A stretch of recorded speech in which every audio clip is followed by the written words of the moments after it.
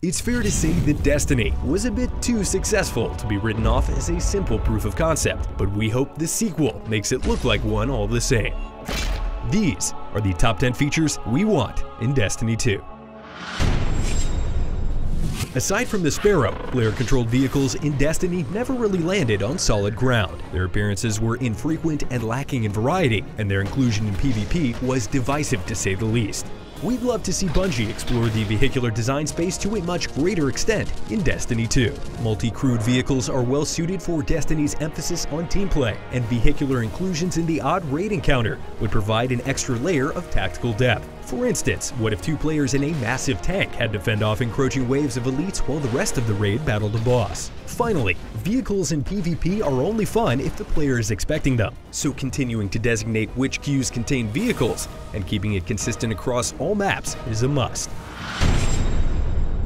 If orbit still has to exist in Destiny 2, we'd appreciate something to pass the time in the otherwise empty void of space. How about the ability to explore our ship's interior? The corridors of the ship might be lined with accumulated trophies, sentimental screenshots, and even old armor sets suspended in a fancy display. It's important to keep core functionality exclusive to conventional social hubs for population reasons, but innocuous time wasters like a shooting range or even limited vault access wouldn't go amiss on the ship. Taken to the extreme, multiple players could even unlock a massive clan vessel that provided a group-wide buff when used to launch into a raid.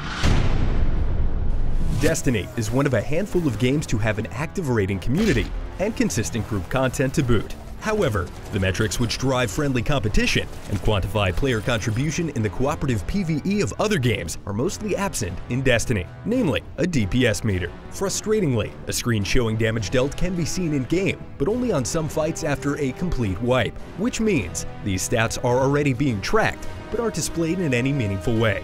A detailed raid report, accessible at any time, would allow players to understand which attempts are yielding which results and judge the viability of their build, in addition to keeping things competitive.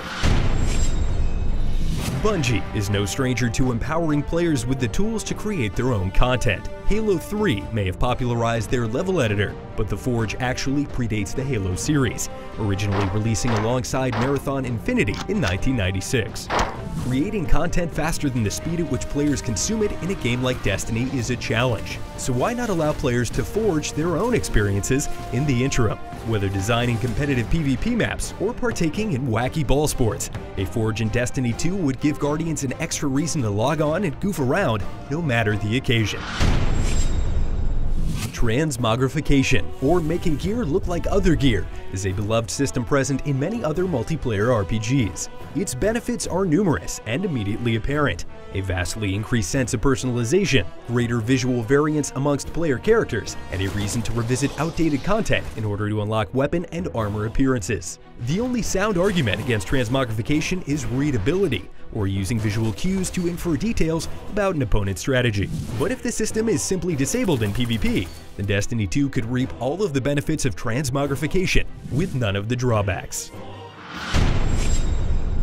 Action RPGs have been around for a very long time, and looter shooters even go back a bit further than you might think.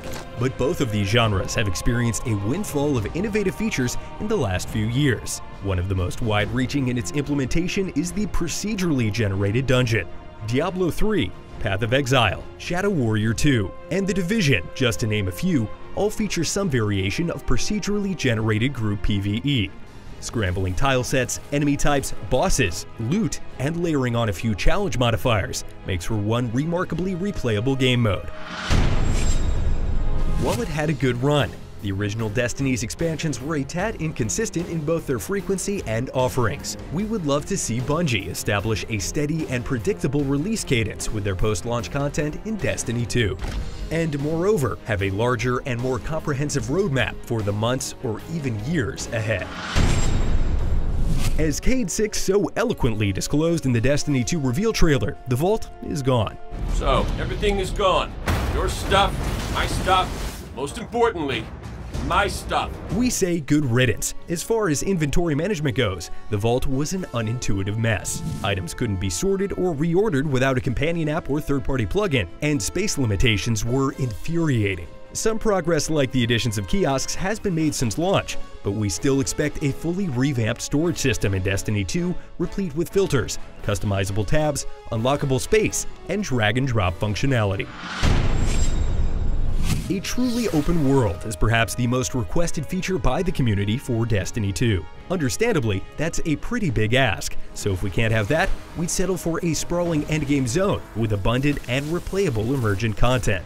A lot of the foundations for this type of area already exist, like public events and world bosses, but the incentives to partake in these activities after a certain point just don't currently exist.